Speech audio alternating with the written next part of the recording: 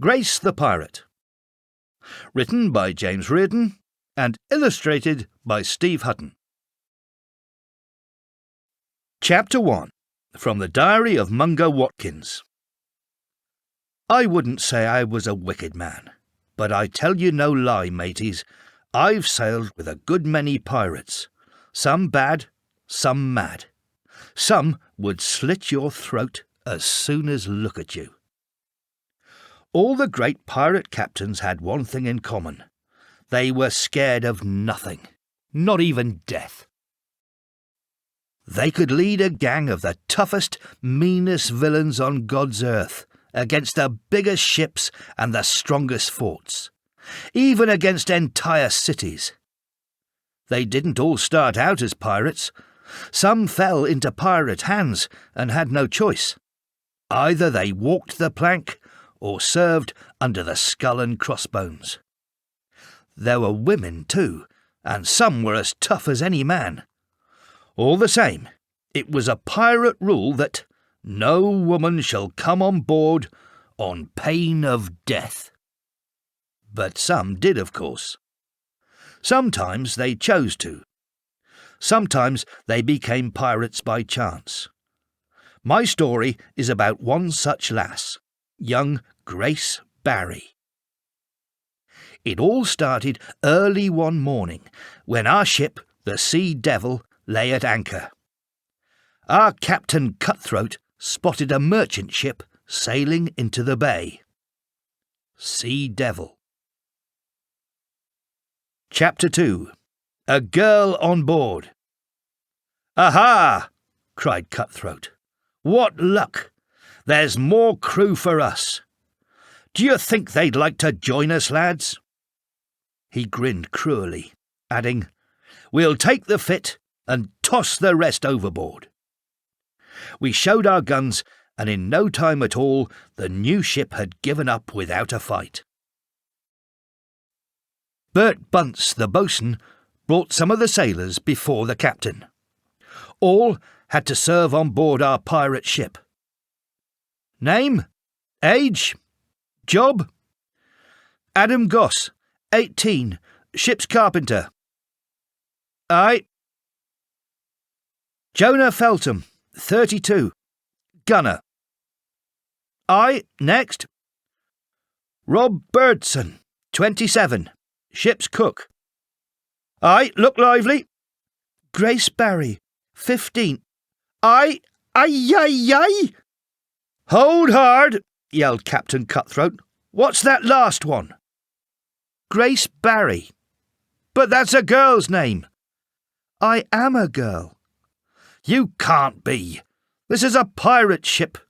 We don't allow girls on board. Death! That's for bringing girls on my ship. No woman shall come on board on pain of death. Well, I am a girl, and since you brought me on board, death to you. Cutthroat was lost for words. He swore into his black beard and at Bert Bunce. "You stupid codfish! Can't you tell a girl from a boy? She's Grace. Disgrace, more like it. Now what are we going to do?" We all muttered among ourselves. Rules were rules, after all. Grace watched calmly as we all argued. Some were for tossing her overboard. I was against it. It didn't seem right to kill the poor girl. It wasn't her fault she was on a pirate ship. But Captain Cutthroat was set on getting rid of her. He couldn't forgive her for making him look a fool. Finally, we decided to put her ashore at the first island we came to. Grace was taken down below, while the captain shouted orders. "Open up the stolen rum, shipmates!" Please explain this picture. Example answer. The pirate Captain Cutthroat attached a merchant ship sailing into the bay, hoping to recruit more crew. The ship surrendered without a fight. He tried to recruit the strong and healthy to join his crew. Among the captives was a girl named Grace Barry. When she was brought before him, he pointed to a notice nailed on the mast and declared that women were not allowed on pirate ships. "It's not my fault you attacked us," she said firmly. Unwilling to keep her aboard, most pirates agreed to leave her on the first island they came across. Chapter 3. The Storm. That night, a storm blew up. Waves reared their foaming heads, blinding rain poured down, the boat rolled and heaved. I don't recall much about that night. I do remember seeing the watchman snoring in a pool of rum, and no one was at the wheel. I don't suppose any of us could stand, let alone steer. We might well have sunk to a watery grave, had not someone taken charge. The sailor began to shout orders. "Trim the mainsail! More tack on the jib! Look lively!" The slim figure, in baggy breeches and calico shirt, saw that we were all too drunk or scared to free the topsail. So the young sailor scrambled up to the top of the mast. There, swaying in the gale, he cut free the tangled sail. All the while the ship pitched and tossed in the towering seas. Once back on deck, the sailor grabbed the wheel, which was swinging this way and that in the heavy seas, and he steered the ship safely through the waves. Whoever he was a born sailor. It was a calm, grey morning when we finally staggered on deck. Quite a few of us were sick and holding our aching heads. "Where's the bold sailor who saved us?" I called. He was nowhere to be seen. "What a rum do!" cried the boatswain. "Perhaps it was a ghost." "More likely one of the new hands," I replied. Yet no one came forward. Just then a shout came from the lookout up in the crow's nest. "Land ahoy! Land ahoy!" In the distance we could dimly make out a green island and sandy bay. Just the spot for unwanted girl pirates. "Right, girl," yelled Cutthroat above the wind. "When we reach the bay, you'll swim for it. See who makes land first, you or the sharks." He gave a cruel laugh. As the ship sailed in close to the bay, a couple of us sailors went to toss Grace overboard. But she pushed us away, shouting to the crew, "Is none of you man enough to stick up for me?" Now, though we were scared of Cutthroat, we weren't all cowards. I couldn't help myself. "If we chuck her into the water," I said, "the sharks'll get her. Even if she makes land, she'll starve to death. Let's leave her be. We could drop her at the next port." Cutthroat would have none of it. But Grace was not going to give in without a fight. "Where was your captain last night?" "Dead drunk," she cried. "You could have all been drowned for all he cared." She gave me a grateful look. "Why don't you listen to the mate?"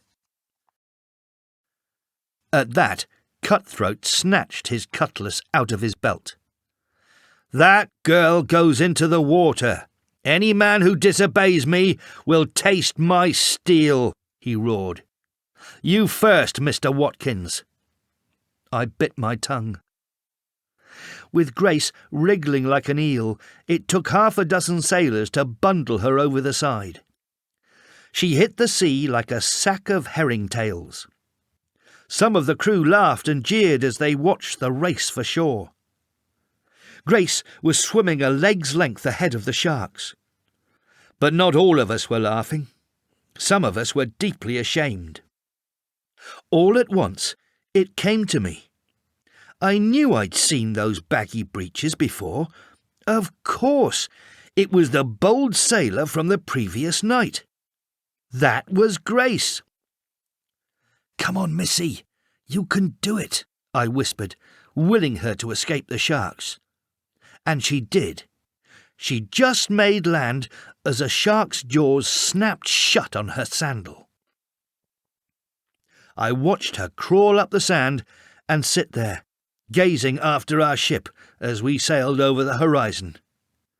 Her shouts came to us on the wind. "I'll show you! You'll live to remember, Grace Barry!" Please explain this picture. Example answer. When they found an island, the captain gave an order to toss Grace overboard. She did not agree, of course. She asked for help, that there should be a gentleman to save a poor girl from this unfair situation. Watkins reacted and insisted on dropping her at the next port. As the captain refused to listen to him, Grace shouted that she saved their ship in last night's storm, but no one understood since they were all drunk that night. Several sailors roughly bundled her over the side. She had to swim fast to the island while sharks circled and attacked. Incredibly, she made it. Chapter 4. The Desert Island. Ah, she was a one, that Grace. Who else would have the courage and sense to stay alive on a desert island? Years later, she told me about it. This is her story, if I remember rightly. She was almost done for when she crawled up the beach, half drowned, scared, and very angry. She lay there for a couple of hours, but it was never her way to stay down for long. She staggered to her feet and started to explore. Straight away, she saw that there were banana, coconut, and date palms. Now at least she had food. Shaking off her tiredness, she shinned up a coconut palm and shook down some nuts. She then broke off several broad green leaves, each bigger than herself. Soon she had also piled up dates and yellow-green bananas. "At least I won't starve to death," she told herself. But besides food, she needed somewhere safe to sleep. She picked a spot on the beach, in the open. There, she could keep an eye out for passing ships. First, she combed the beach for wood. Soon she made a big pile of broken branches, seaweed and grasses. There was even an old sun-bleached oar. The dried seaweed and grasses covered her floor. She used wood for the walls, slanted like a tent. Then she tied banana leaves over the cracks with coconut fibre. "It may not be a palace," she sighed, "but it'll do. At least it'll save me from the worst of the rain, wind and sun." The sun was hanging low over the sea. She was stiff and sore and very hungry. First, she ate some dates and bananas, and then she split open a coconut on a stone to drink the sweet milk. At last she lay down upon the grass floor in her new house and watched sea fleas jumping up and down on her new mattress. "I've got through one day," she told herself. "Tomorrow I'll explore the whole island. Who knows, maybe I'll find some company." Little did she know she already had some. Someone was watching her even as she fell asleep. Please explain this picture. Example answer. Grace made it to the island safely. Even though she was very tired, she collected food like coconuts, dates, and bananas. She found a place for a shelter on the beach where she could watch for ships. She made one out of collected wood, leaves, and fibers from palm trees.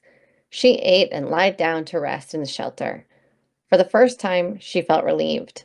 The next day, she would explore the island more. She must have slept for many hours, for when she awoke, the sun was already high in the sky. What was that noise outside? Suddenly, she heard it again. Someone was moving about outside the hut. They were creeping up on her, no doubt to slit her throat. Grabbing her only sandal, she sat up, her heart in her mouth. All at once, an ugly, bearded figure poked its head through the doorway. She didn't scream. Instead, she giggled with relief, and the bearded figure scuttled away, tail between its legs. "A fine pirate you'd make, Billy Goat," she cried. "Fancy running away at the sight of a girl." Then she thought to herself, "If I'm kind, you'll come back. And where there's a Billy, there might be a nanny, and that means milk." She sat down on the warm sand and cupped her chin in her hands, gazing out to sea. "If only I could catch some fish," she thought, "but I need a fire to cook them on." All of a sudden, she had an idea. "What if I gather some dry leaves and wood bark? I can use this bit of broken glass to focus the sun's rays on the leaves." It was worth a try. After collecting some leaves and placing the broken glass between the midday sun and the dry leaves, she sat patiently waiting. Several minutes later, blue-grey smoke began to drift upwards. This was followed by a sudden burst of flame. Quickly adding more twigs, she soon had a good fire blazing on the sand. "Now all I need is a fishing line," she thought. "I know. What if I twist my earrings into fish hooks? Then I can tie them to string twisted from palm fibre. And I'll stick a bit of crab on the hook as bait. There's my fishing line." An hour or so later, she was standing on a rock above the sea. Her fishing line was dangling into clear blue water, where no one had ever fished before. And in next to no time, she had a pile of flapping, shining fish at her feet. She tossed the tiddlers back, took half a dozen big fish, and pushed a stick through each one. Then she strung them across her barbecue. A delicious smell of grilled fish floated across the sand and into the trees. While she was busy eating, out of the corner of her eye, she noticed something moving. There were two shadowy figures among the palm trees. Please explain this picture. Example answer. Grace used a piece of broken glass to focus the sun's rays onto some leaves, starting a fire. It worked. She twisted her earrings into fish hooks and tied them to a string made from palm fiber, successfully creating a fishing line. She caught plenty of fish and skewered them on a stick to barbecue. She was happy to eat the grilled fish, which had a delicious smell. "Aha," she said to herself. "Welcome to dinner, Bill and Nan. If you want food, come and get it." She cut up a few bits of date and coconut and left them on the sand next to her. Slowly but surely, the goats came to eat out of her hand. After that, they visited her every day for scraps to eat. Within a week, the nanny goat let Grace milk her into a bowl made from half a coconut shell. So now she had a regular supply of goat's milk. She also had all the fruit and coconuts she could eat, not to mention her fishing catch. Sometimes it was a fat eel, sometimes a spiky crab or lobster, even pretty rainbow fish. One dark night, the skies opened and the rains came down. By now, she had made her home very strong, so it stood up to the storm. Next morning, when she looked at her rain traps, there was a good supply of fresh water. She seemed to have all she needed, but even with her two goats, she was lonely. Not once had she spotted a passing sail. What if she had to spend the next 25 years on the island, like Robinson Crusoe, or even the rest of her life? It did not bear thinking about. Chapter 5. The Skeleton. But she was not the first on the island. One day she made a grim discovery. It was while she was exploring a new part of the island. Stepping into a clearing, she saw something which made her stand still in horror. There lay a skeleton. It was stretched out beneath a fig tree, for all the world as if it was fast asleep. As she came near, she noticed a small wooden box clutched in its right hand. The forefinger of its left hand was pointing to the grassy bank opposite. With a shudder, she pulled the box from the finger bones and opened it up. Inside, she found a piece of paper with faded writing on it. "My name is Ben Budd. I was marooned by pirates in 1673. Bury my bones and take my treasure. It's no use where I'm going." She glanced round, following the line from finger to bank. Then she prodded the soil with a stick until she struck something hard. Brushing away the loose earth, she eased a wooden chest from its grave. The metal clasp had long since rusted away, so it was easy to force open the lid.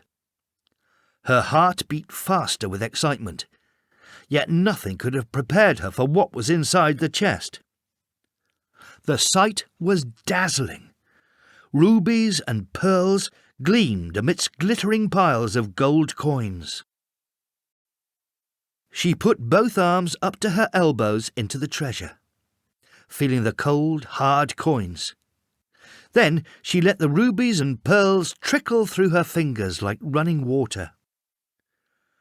"Poor Ben's right," she said slowly. "It's no use to him now. The least I can do is bury his bones." As best she could, she dug a grave for the dead man's remains. Partly with her foot, partly with a stick, she pushed the bones down into the hole. But imagine her horror when the skull came apart from the body. It rolled slowly down the slope. She had to coax it into the grave with a stick. Next, she made a little wooden cross, which she stuck into the ground above the skull.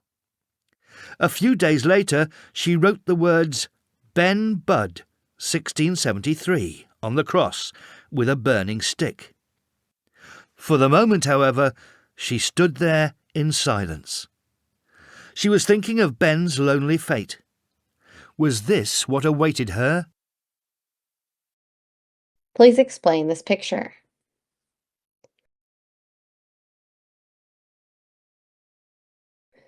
Example answer. She found a skeleton beneath a tree. His name was Ben Budd, and he had possibly been a pirate. He had left a box behind. Inside, it was brimmed with treasure, rubies, pearls, and countless gold coins. She ran her hands through the sparkling contents, feeling the cold weight of it all. Yet, like him, the riches were of no use to her. All they gave her was a sense of duty, to bury him properly. It was a terrible task. The skull had come loose from the body and rolled away. Still, she made a grave with a wooden cross and wrote on it, "Ben Budd, 1673. A chill passed through her. She was afraid she might share the same fate as Ben. This is a two-part video. This video is the first part of the story. If this video gets 100 plus views or 10 plus likes, then we will publish the second part. Thanks. Well done. Thank you very much. Narrated by teacher Phoebe from English Aloud. Questions and answers by Kevin and Phoebe from English Aloud.